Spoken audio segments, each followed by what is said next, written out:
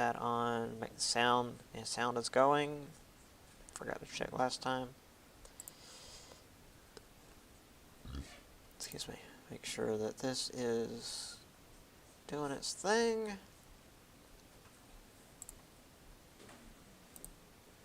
Go live.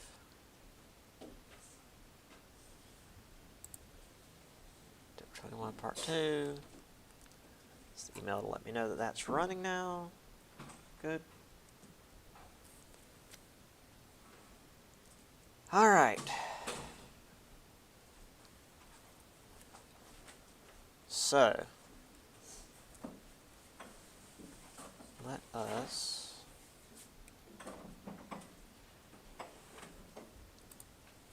very good. Let's get back into where we were and see how far we can get before my head explodes. Which I definitely don't intend on finishing the chapter, because I don't want to leave us on kind of a cliffhanger before the spring break, because I don't want us to come back with, like, you know, the review and then the test right after the break, because nobody's going to remember anything over a week of not being here. So we'll see what we've got. Any questions before we start from any of you guys? Great. Okay. We talked about the aftermath of the Red Scare, leading to the ACLU, and also the 1918 influenza pandemic, also known as the Spanish flu, to Spain being the only one that reported on it at the start. And the various things going on there. There's Hoover.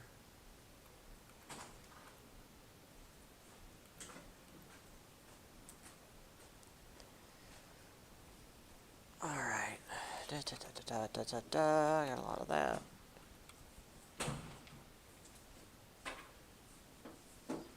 All right.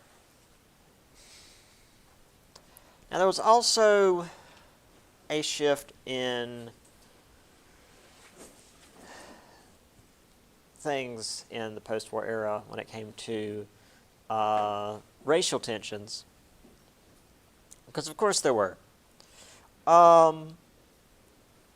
So during America's time in the war, 1917, 1918, more than 400,000 African Americans left the South to head to the North for industrial jobs, because, well, we were involved in a major world war and we needed a lot of folks working in industrial jobs in heavy industry, you know, making bombs and ships and whatnot. Not so much planes yet. That would, you know, be the next war. Also to, you know, escape racial discrimination and poverty. And by 1930, another 800,000 had moved north. So this would continue. This wasn't just this wasn't just a World War I thing. It was an overall movement. Excuse me. This became known as the Great Exodus. The images I have for you guys also calls it the Great Migration. So it has a couple of different names, but the same idea. We had newspapers like Chicago Defender talking of great opportunities in the North. 70,000 blacks headed to Chicago alone. And as I said, lots of folks got jobs in heavy industries because that was the place that needed the jobs. That was the place that needed people working to support the war effort. And while heavy industries were certainly dangerous to work in, they paid a whole lot better than what you were going to make working in the South, especially as sharecroppers, which is to say, you barely made enough to survive, and you certainly were. You weren't technically starving, but you weren't getting, like, your children weren't getting the nutrition they needed to grow up strong. I'd put it that way. You were like, I'd say today you'd be classified as like starving. You weren't getting the proper level of nutrition to not die of the first disease that comes by. Of course, the North was not the utopia it was promised to be. Lots of white migrants from the South headed north as well because, well, there was a lot of industrial jobs that needed people to work there, and there were lots of white workers in the South that were also poor and barely getting by, and were more than happy to move to try to get jobs that paid better.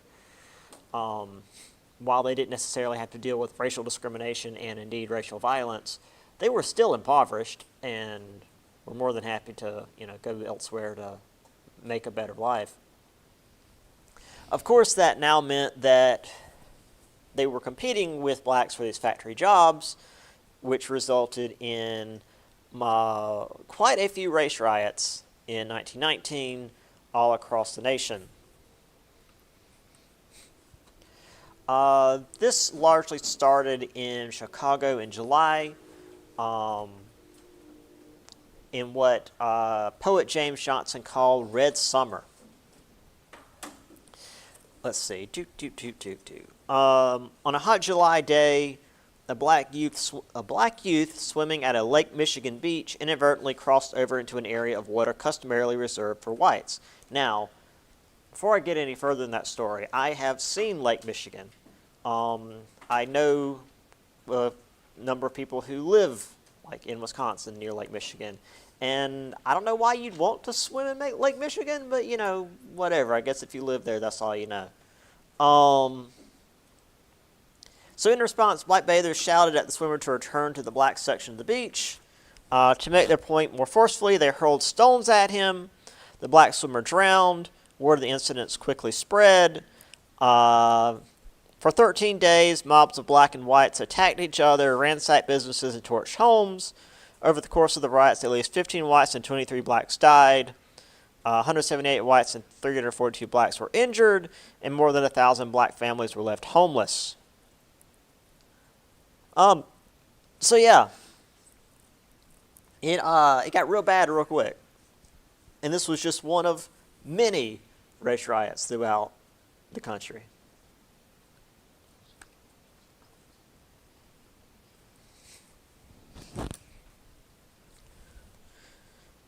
And this being the city that was advertised as having all these opportunities, and where black families should come to get away from the racial discrimination in the South and look for jobs and whatnot.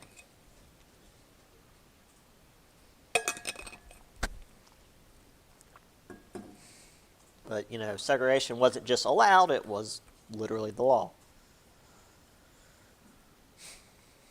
So here we have the Great Exodus, or the Great Migration as it's called here. And it's not just, where's my mouse at? Okay.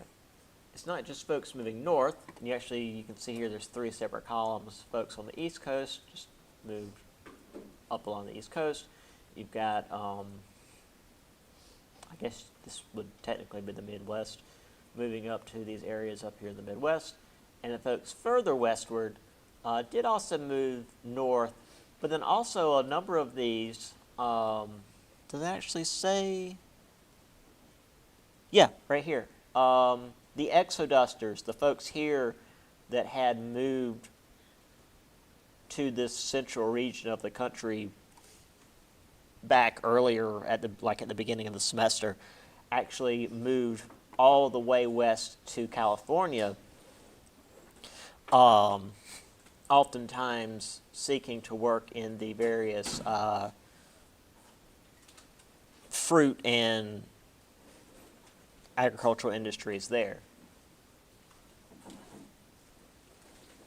This was a little bit late for gold mining, but there was certainly lots of agricultural and, well, no, actually,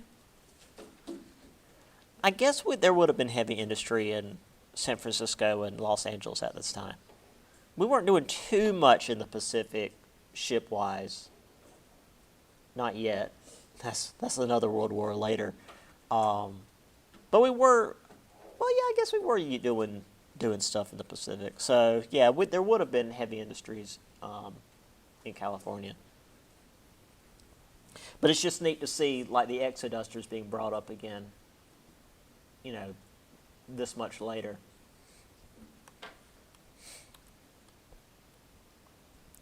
Here's another sort of just like population graph of folks moving.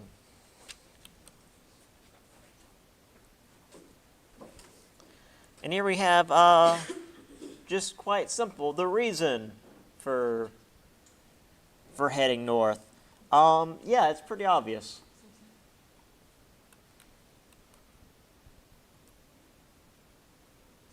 And then when they got there, they were not especially welcome.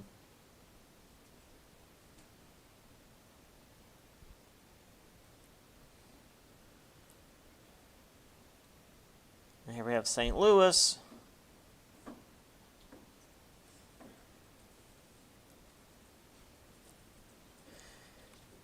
Here we have I don't know, I'm not sure how comprehensive this is, but a number of the race riots and lynchings in the Red Summer, April to November.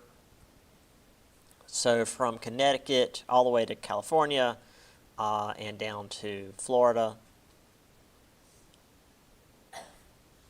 Surprisingly, only one here in South Carolina, over in Charleston. 7 in Georgia, because, you know, Georgia's got to be Georgia.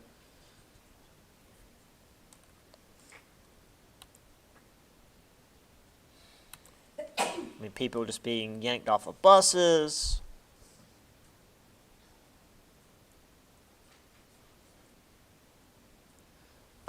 These, like, conspiracies, supposedly, that were happening to justify this.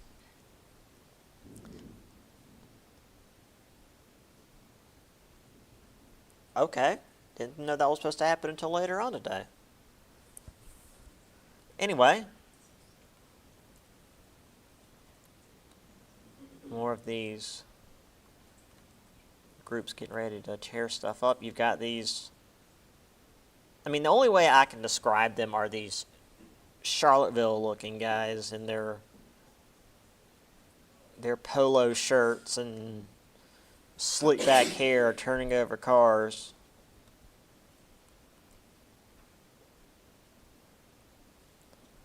Three dead, 50 hurt in race riot at Chicago Bathing Beach. Invades White District, yeah.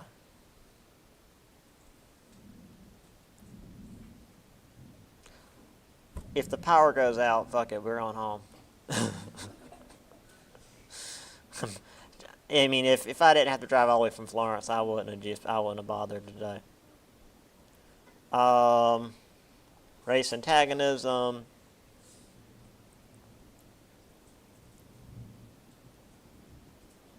There's Uncle Sam. Okay, so before I bring up this last image, I want to give you guys a little bit of a warning, because this is a real rough image. But you'll see and read and hear the term lynching a lot, and a lot of times it's not really put into any context. Like it's implied, like, oh yeah, it's like racial violence.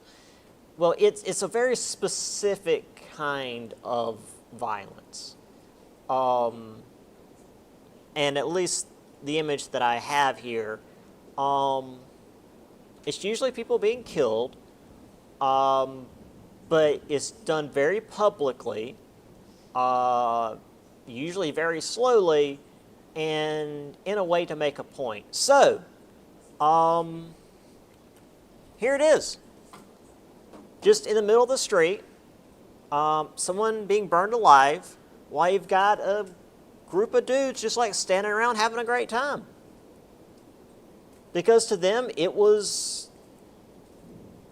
like a pastime, murdering another person, but because they had more melanin in their skin, they weren't considered a person. Yeah, that was a good Saturday night. So when you read about lynchings, 1,500 lynchings in 10 years or whatever, that's what that means. It's not people being accosted or, the Klan burning crosses to scare people. It's stuff like this. It's people being hanged from trees, but not like, the scaffolding where it kills them immediately. It's where they get pulled up in the tree and they're still kicking. It's being burned alive. It's stuff like this. It's not just this, but it's also this. It's where you've got a bunch of dudes standing around smiling and laughing, and children looking and smiling and laughing, because for them, it's fine. It's good. It's something to be proud of. So, okay, Thunder. I mean, yes, it is dramatic, but you can relax. Yeah. So that's the background for all of that. And then we're going to move to something far less dramatic, the economy. So, yeah, I didn't really want to end with all of that last time, so had to begin with that this time. But anyway, yeah, on to economics, I guess, which is important since we're talking about the Roaring Twenties.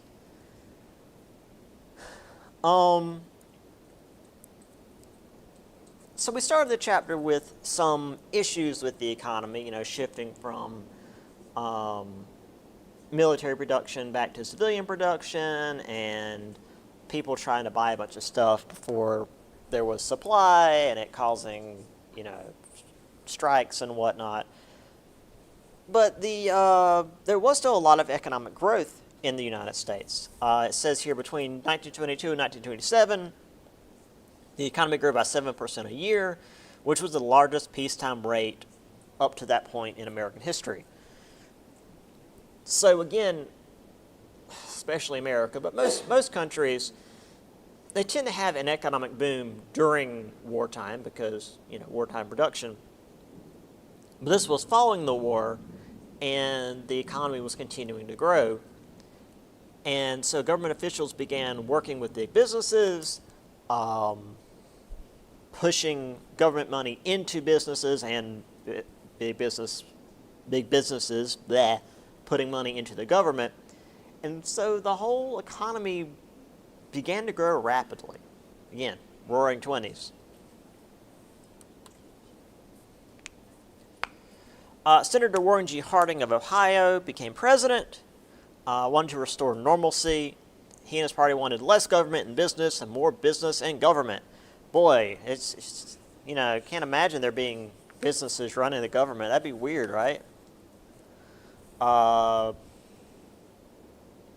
Treasury Secretary Andrew Mellon lowered taxes on the wealthy, thinking that would allow them to expand production and thus create more jobs. So, yeah, Ronald Reagan did not create the trickle-down economics idea. It was this dude. Because, if you don't tax the wealthy, they'll use all that money to make more jobs. They certainly won't send it to, offshore bank accounts where they're not getting taxed. They'd never do that. Secretary of Commerce, Herbert Hoover. This dude is just all over the place. I swear Herbert Hoover had clones of himself just running every federal department. He also worked to weaken unions. Can you guys hear me over the rain? Worked to weaken unions by encouraging cooperation between government and business. Long story short, the American plan made it so that health insurance and pension plans were established through businesses, which weaken unions. Essentially, like today, where most of the time you get your health insurance through where you work. That's thanks to Hoover. Which also means if you don't have a full-time job, you don't have insurance unless you get it like through your private insurance thing, and it's really expensive. Thanks to Herbert Hoover. So thanks, Hoover. Also, I don't think I brought this up to you guys. I think I mentioned in my other class. Hoover and a lot of American leaders at the time, and is still today, like really demonized unions, and it's very much continued to today. To the point that, like, did I mention to you guys about the GE people being real scared? Okay, I was trying to remember if I talked to my Tuesday Thursday class or you guys about that. It's like, it's a firefighter union. Why are you guys being weird about the firefighter union? So yeah, I don't know what that was about, but whatever. Anyway, needless to say, when there's a lot of money being thrown around, especially between the government and big corporations, there's going to be a lot of corruption. The biggest one was the Teapot Dome scandal. The book goes into a little bit more detail about it, but you guys just need to know the Teapot Dome scandal happened. It was when government officials gave a bunch of land to the Mammoth Oil Company, and the Mammoth Oil Company gave a bunch of money to the government, but like under the table, which is to say not through official channels, so it wasn't being taxed, and it was real shady. And then people found out about it, and it got a lot of people in trouble. It was extremely shady. But yeah, because like this land was, where is it here? Transferred naval oil reserves to the Interior Department, parceled out these properties to private companies. So yeah, basically, Harry F. Sinclair's Mammoth Oil Company received a lease to develop Teapot Dome section in Wyoming, which is to say he got like federal land, or an oil company got federal land from the government for money that wasn't through official channels, and it was a whole scandal. So good for them. They got in trouble. Anyway, here's Warren G. Harding. We literally never talked about him again. Oh, here's Andrew Mellon. Look at that mustache. Still got that 1900s mustache going on. Not 1900s, 1800s mustache going on. There's Hoover again.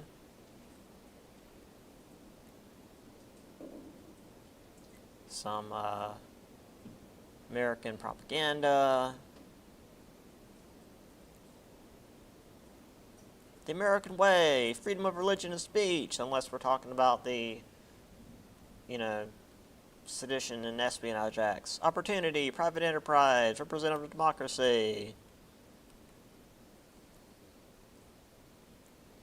Here we have Hoover's American plan. Here's an example of the threat and intimidation as practiced under closed shop, which is to say, unions. And again, there's so much like anti-union stuff. I remember seeing, I think it was at an airport. It was like telling workers at the airport, it's like, you shouldn't use your money for union fees. You could buy a video game. It's like, or they could be part of a union and like work for better wages and, working conditions. What are you guys talking about? It was so weird.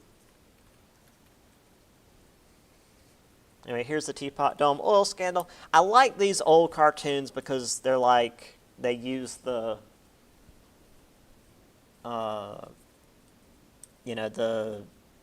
visual representation of, it doesn't say Teapot Dome anywhere, but you know that's what it's about because it's a massive teapot coming over to squish everybody.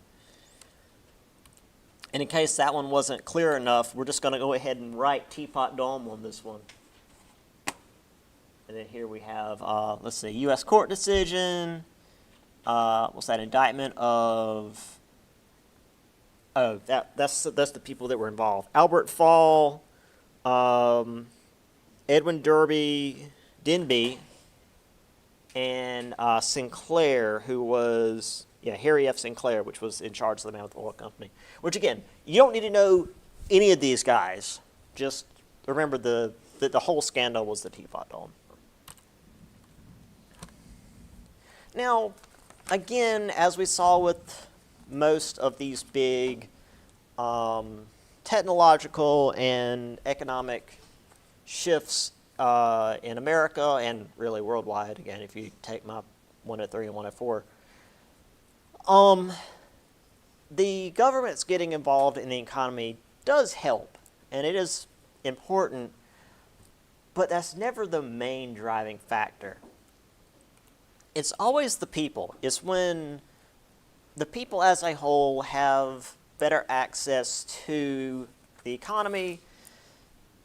In this case, the average purchasing power for the average American going up 20%. So they could buy more stuff, and if the regular person could buy more stuff, and you've got, a few million Americans at this time, then that's a lot more money going into the economy. And this was due to increased technological innovation being applied directly to the economy so that more stuff could be made more cheaply. For example, assembly lines. Now, assembly lines were not invented by Henry Ford. Automobiles were not invented by Henry Ford. If somebody wants to write a paper on Henry Ford, you're welcome to. If you say he invented the automobile, I'm going to take points off. He combined the use of the assembly line and the creation of the automobile, which used to be like a thing you made one at a time, very artisanally. It took forever, and it was extremely expensive. And eventually it got to the point that a new car came out of Ford's factories basically every minute. And so you could buy these Model Ts pretty cheap, relatively speaking. So the so-called Second Industrial Revolution, which, I guess, depends on where you are. Again, being a Europeanist myself, Second Industrial Revolution is a little bit different in Europe, but again, whatever. Automobiles weren't the only thing coming out of this. And again, much like with the First Industrial Revolution, they focused less on the big stuff and more on smaller luxury goods that the average person used to not be able to get their hands on. More and more people are able to get their hands on electricity, which meant that refrigerators, toasters, vacuum cleaners, radios, and such could now get into more homes and more people could use them. And as we're going to see, getting into even the Great Depression, by the way, little spoiler for next chapter after we do the test, radio has become very, very important come Great Depression. The automobile, though, was still the most important. Sales went from 1.5 million to a full 5 million in the 1920s, which is impressive and also really changed America as a whole. We are very much an automobile, we're very much an automobile-centric country. I've been to Europe. I've only been to Ireland, so not like Europe as a whole. But Europe is a country. Europe is a continent, a place where you can really walk from place to place. And if it's too far to walk, you can take the train. Like, you don't need to drive in Europe. Here, though, like, if you want to do anything, you kind of need to be able to drive. The country's set up around automobiles. And as more people had access to automobiles, commuting to work became the norm, long-distance vacations, which is to say any distance vacations, and even courtship, so you didn't have to, like, go in the backyard and have a date. You could actually drive to the other side of town. And when people wanted to spend outside their means, new lines of credit were established. The middle class could afford luxury goods, allowing them to buy now and pay later, which totally wouldn't come back to bite them. Because, just building lines of credit and owing companies money, this is fine. It's fine. Don't worry about it. Just do like me and assume you'll die before you have to pay it back. There's assembly lines building engine blocks, which, like for a Model T, is very much the heaviest part of the vehicle. I assume they had like a counterweight in the back so the whole thing didn't just slump forward. Speaking of which, here is the was the engine in the front? Yeah, the engine was in the front in a Model T. So here's the actual like chassis. Again, very lightweight, very simplistic. I mean, again, almost like almost bicycle tires here.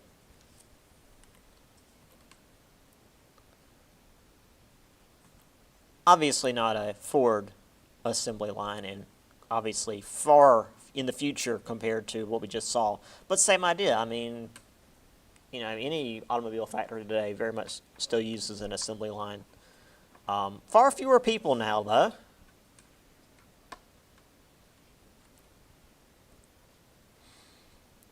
And then these various luxury goods you could just buy out of the Sears catalog and get sent to you. And since it was being mass manufactured, it was much cheaper.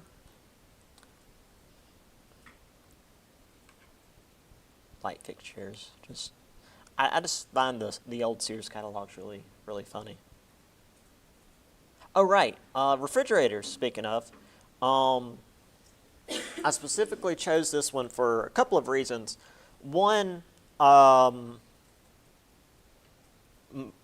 grandmother had this exact model of fridge. Two, it still works. She's gone. My parents have that house now, and that refrigerator is still running. It's still keeping things cool. It's not very big. The walls of the fridge are very thick, and this is the actual like cooling unit for the fridge. So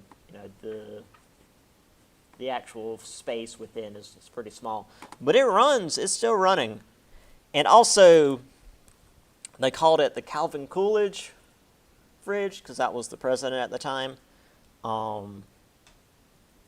Speaking of, apparently at least in Ireland, but I think it's an English thing. They don't call their vacuums, they call them Hoovers. Like, I guess because of the brand, but I didn't realize that was a thing. And not just they call them Hoovers, they use that as a verb. Like, come in here and hoover up the dirt. It's like, I'm sorry, what? That hurt my brain when I was there. It's like, okay. But of course, I wasn't thinking the brand. I was thinking the president. I'm like, okay, sure. Here's a Model T anyway.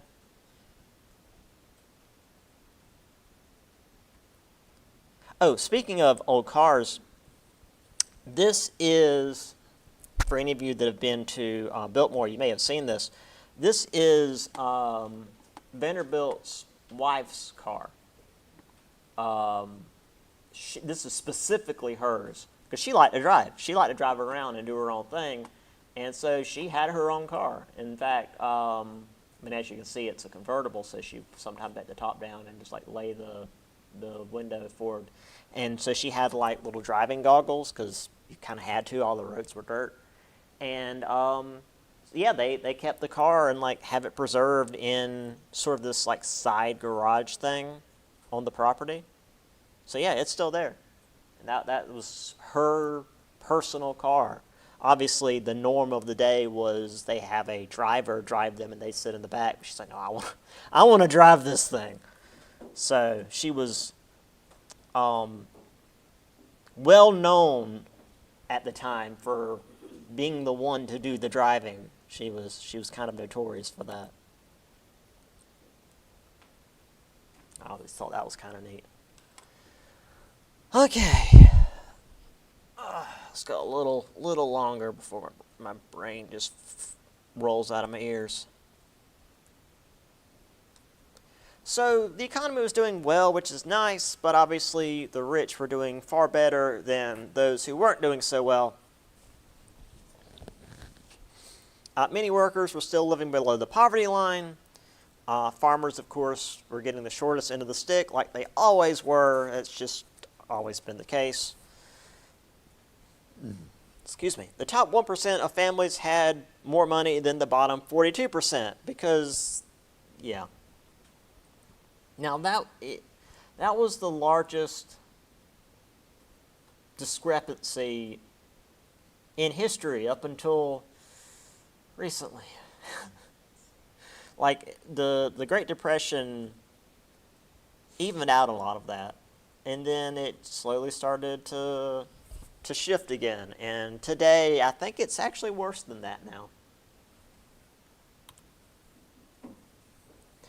Now, besides the fact that 1% of families had more than nearly half of everybody else, it was also an issue for the economy because while, sure, there were a number of people who were extremely rich and they had the money to buy a whole bunch of stuff, they didn't have anywhere to put it. Like, they could buy 100,000 cars or 1,000,000 toasters or 1,000,000 refrigerators or whatever, but why would they? Why would they bother? Where would they even put it? So, that money, again, like I was saying a minute ago, when you don't tax the rich, they don't put that money back into the economy. They instead put their money into the stock market or, buy on credit, buy on margin, or, as we're going to see, go into real estate speculation, which is a whole separate thing. While the rest of the population, the 42% that's at poverty level, can't really participate in the economy because they're barely getting by. They can't afford to buy a car or a toaster or a radio, so they can't put money in the economy. They're just making enough to maybe buy food. So yeah, speaking of real estate speculation was a major boom. People buying up land without even really checking it. In Florida was apparently the place to buy up land. For some reason, it still is. And in 1926 and 1928, there were major storms that caused land values to plummet. Can you imagine there being big storms in Florida? Weird, huh? And due to these big storms tearing up the land in Florida, land values plummeted, and lots of people lost all their money. Because, again, it's Florida, and it's, yeah. I mean, I remember, again, this was 19 years ago now. So, again, most of you were probably not even around. But I distinctly remember 2005. It was like every week or two a hurricane hit Florida. Specifically one hurricane, I think it was Ivan, went across Florida from the Atlantic into the Gulf. When it got to the Gulf Coast, it was a tropical storm. It re-strengthened, looped, and hit Florida again. It was like, wow, that's just... Florida is just in the worst place. Now, internationally, things weren't going well. That's why, as I've said in my 104 course, we don't have a Roaring Twenties and Great Depression chapter. We have a in between the wars chapter, because most of Europe was in pretty bad shape after World War One. The United States was the world's leading creditor. European countries that owed the U.S. were depending on Germany to pay them war indemnities in order to pay America back. But Germany was financially, let me think of the words I'm trying to use. It was financially, like structurally, militarily, morally, it was just utterly destroyed in every way. So they couldn't really pay their loans back, or pay the indemnities to Britain and France. And Britain and France were also pretty beat up from the war. So they were having a hard time paying their loans back to the U.S. So in 1924, Charles Dawes set up an agreement to loan Germany money. In return, France and Britain would lower their indemnities on Germany.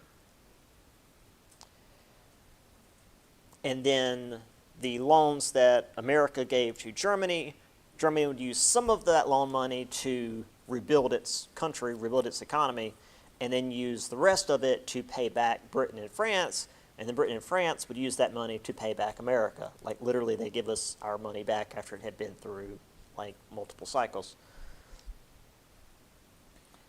So this was a revolving door payment plan, and while it kind of works on paper, it was only going to last so long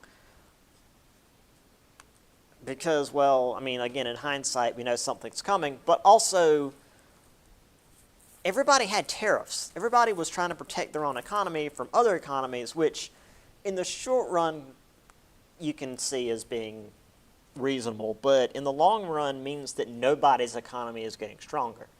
I shouldn't say we're refusing other countries' goods, but we're putting tariffs on them so their goods are more expensive than American goods, so nobody's buying French or English or German, wheat or steel or whatever.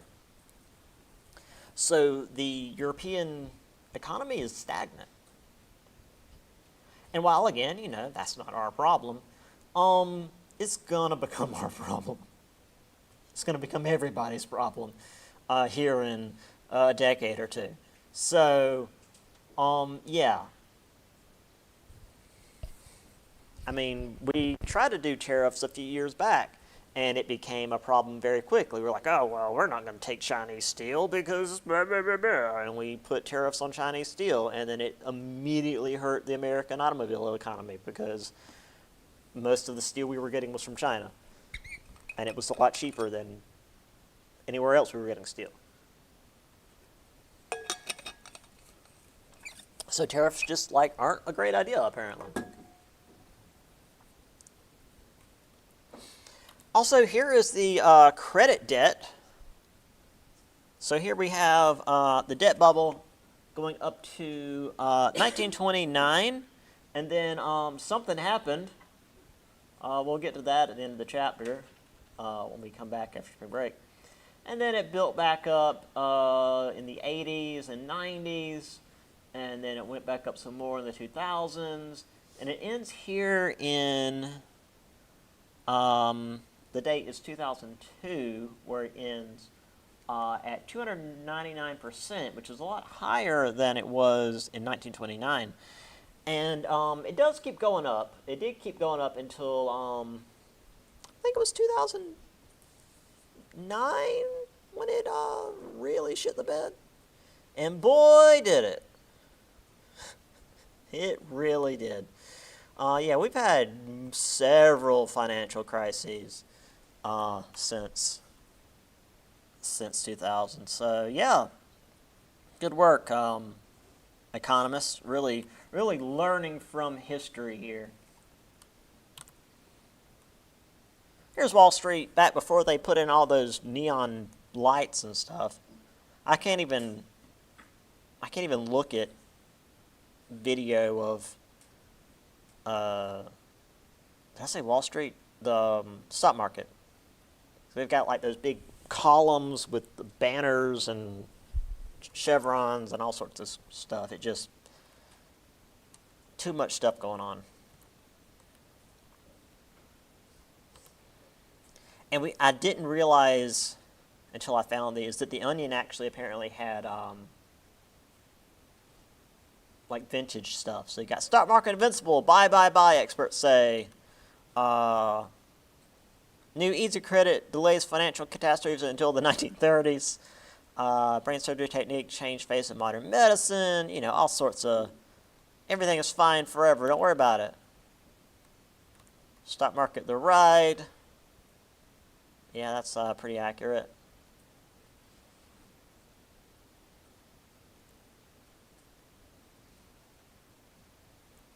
Florida news, greatest real estate development in the world. You know, mostly swamp.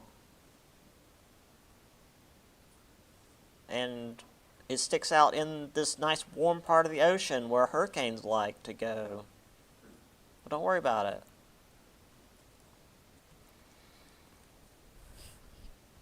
Greatest land offering, $15 an acre, 10 acres for $150, because that's how math works.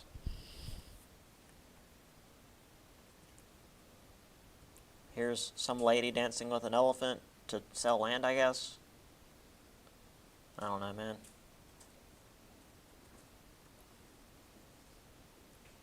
And then the debt.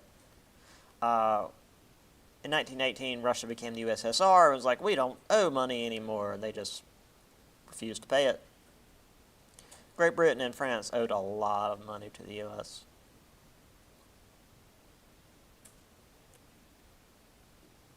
So here was how it worked. $2.5 billion given to Germany. Germany would give the $2 billion in reparation payments to the Allies, and the Allies would give $2.6 billion back to the U.S. Germany would use part of that money to try and rebuild their economy so they could, well, survive as a country. And then eventually be able to pay the U.S., be able to pay the U.S. back, because obviously we're not just giving them that money for free. They'd have to pay us back eventually. Because, you know, there wasn't anything bad that was ever going to happen, especially not in Germany.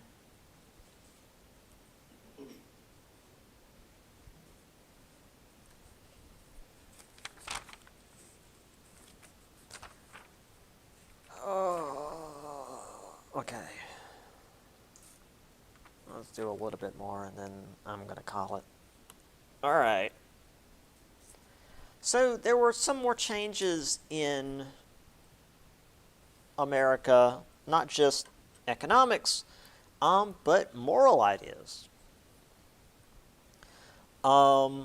This was due in part to the entertainment industry, flourished in the 1920s, largely centered in Hollywood, or Hollywoodland as it was called back then. The idea of the new woman, dressing as flappers, wearing short skirts, which is, say, like below the knee. Oh no, it's scandalous. Ample makeup, smoking cigarettes in public, drinking alcohol, which was still technically legal, but, you know, like how technically speeding's illegal. Dancing to jazz on the dance floor, you know, all sorts of scandalous stuff. Now, there was still entertainment to be enjoyed that was within family values. 40% of households by 1929 owned a radio.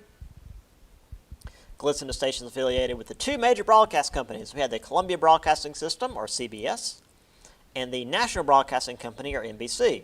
They were the two major broadcasting companies, and they still exist.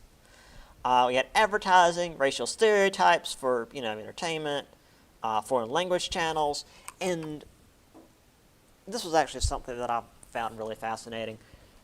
The early days of radio were really, really wild.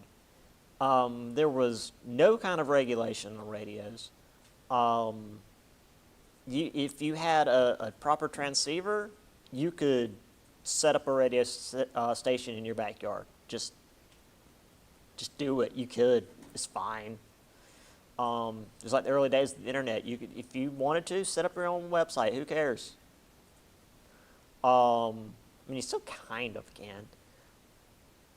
However, they learned very quickly, and by they I mean the U.S. government learned very quickly that they hadn't restricted the use of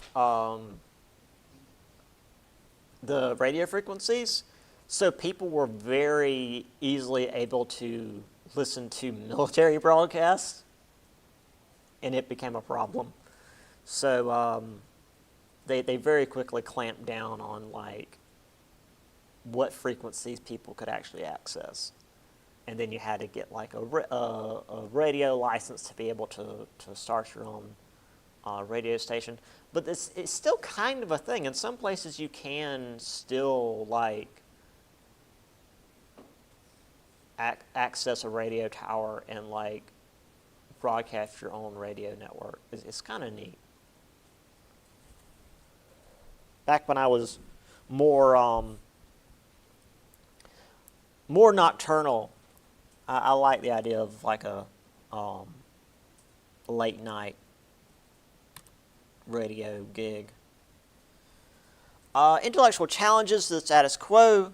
A group called the Lost Generation, because of course you have the World War I folks, and then World War II, the Greatest Generation, my grandparents' generation. But there was this group in the middle, known as the Lost Generation, because they're often forgotten. They were disillusioned by the First World War. They wanted to, try to distance themselves from the jingoism, from the 1800s and the chaos and barbarism, really, of the First World War. Even though we didn't see a lot of it, we saw enough to realize we didn't ever want to do that again. They also discredited racial notions of the day. They challenged the idea that whites were inherently superior. They said that intellectual development was due to environmental factors. If you've got person A who is raised in a place where they have access to school and stable access to food, for example, they don't have to worry about violence at all. I'd say they probably have a pretty good chance to be able to focus on intellectual development, as opposed to someone who isn't sure if they're going to be able to eat that day, or if they're going to get beat to death out while they're walking, to the store. Those sort of environmental factors. Also, Sigmund Freud was around, but like with my 104 class, we're not really going to focus on him a whole lot. Not because he was into weird stuff, but because A, the book doesn't talk about him a whole lot, and B, most of the stuff he discussed, while it did change the face of psychology a lot, most of the stuff he focused on has largely been discredited. So it's not really worth bothering with too much. Oh, I do have a question for you guys, though. There's Hollywoodland. Why did the American entertainment industry shift to Hollywood? Why did everything go to California? Because, the gold rush was over. But most, films and radio broadcasts and whatnot, most of it was done in, sound studios in New York, because that's where everything was done. But around this time, it suddenly shifted to what is now Hollywood. Anybody have any idea why that was the case? And the reasoning seems really weird compared to today. Like today's Hollywood, it's very much the opposite. Although this picture might give you kind of a hint as to why they decided to go there compared to New York.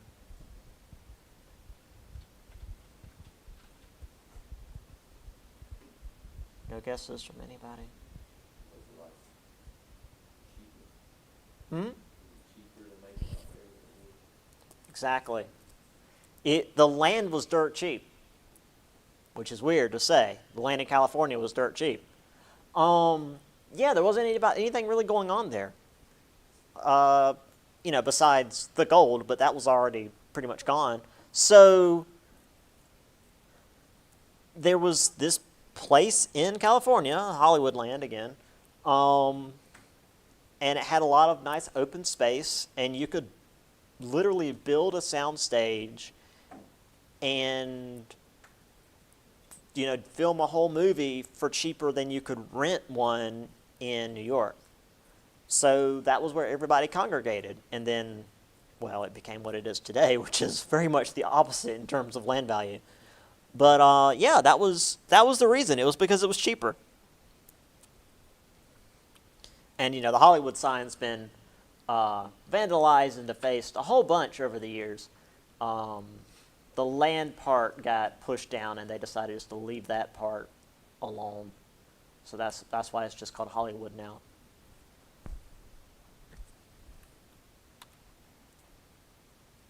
So we've got Captain Morgan lady here.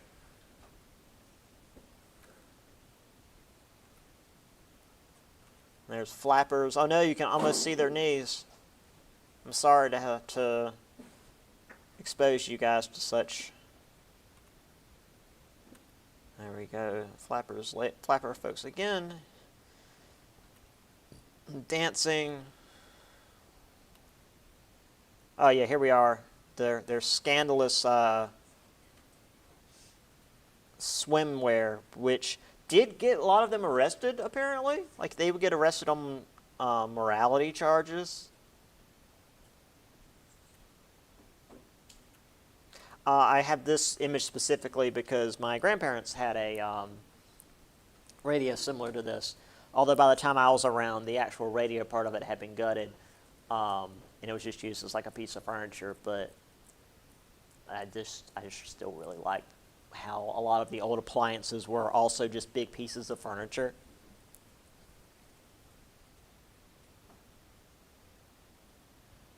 And then also this image where it's like everybody is wearing dress clothes to listen to the freaking radio. It's like, why is little Timmy in a like dress shirt and tie to listen to the radio? And little Susie here has her freaking like dress shoes on. Like, why are we're listening to the radio, y'all? Relax.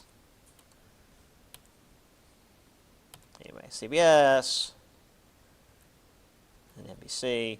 And another thing about this era is like they were real into the like electrical bolts because electricity was still relatively new, and it's like, this is the modern age, electricity.